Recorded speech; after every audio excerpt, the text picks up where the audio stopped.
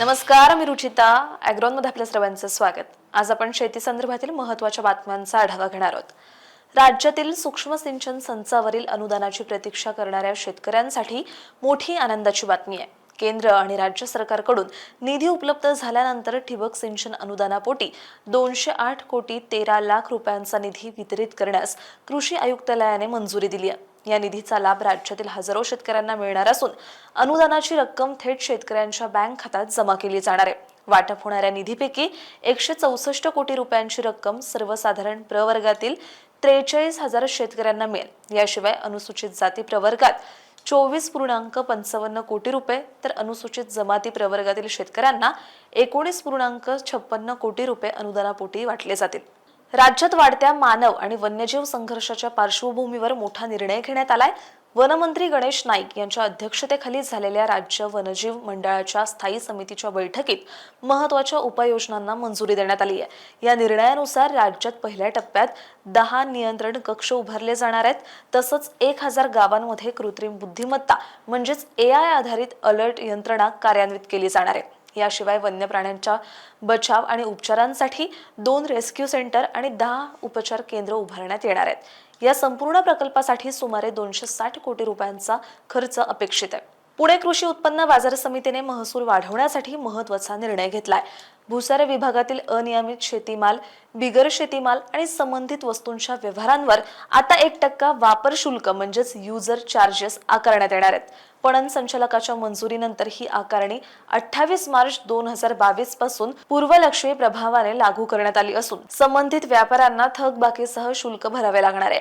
सध्या भूसार विभागात 5,000हून अधिक वस्तूंची उलाढाल होत असली तरी केवळ 66 वस्तूंवर बाजार शुल्क आकारले जात होतं.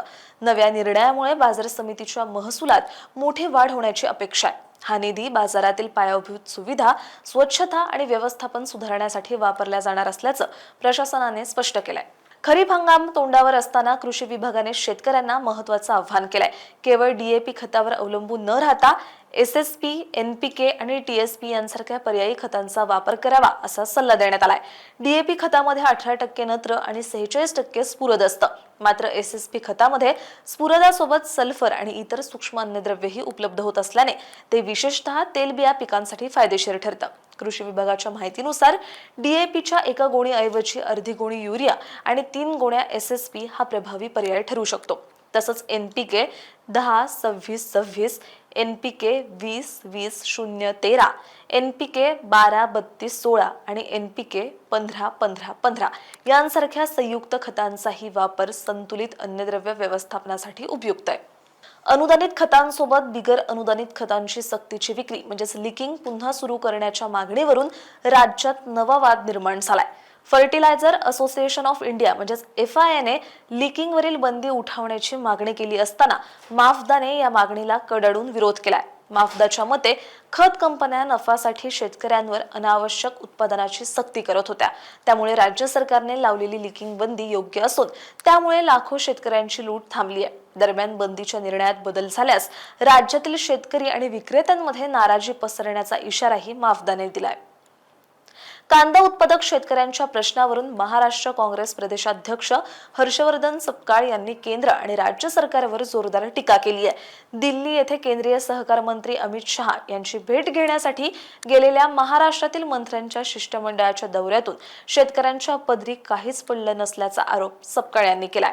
कांद्याला प्रति क्विंटल 1500 रुपये दर देण्याऐवजी 3000 रुपये दर जाहीर करावा आणि नाफेड मार्फत संपूर्ण कांदा खरेदी करावा अशी त्यांनी मागणी केली आहे. तसंच 2014 मध्ये कांदा उत्पादकांना चांगले भाव देण्याचं आश्वासन देण्यात आलं होतं.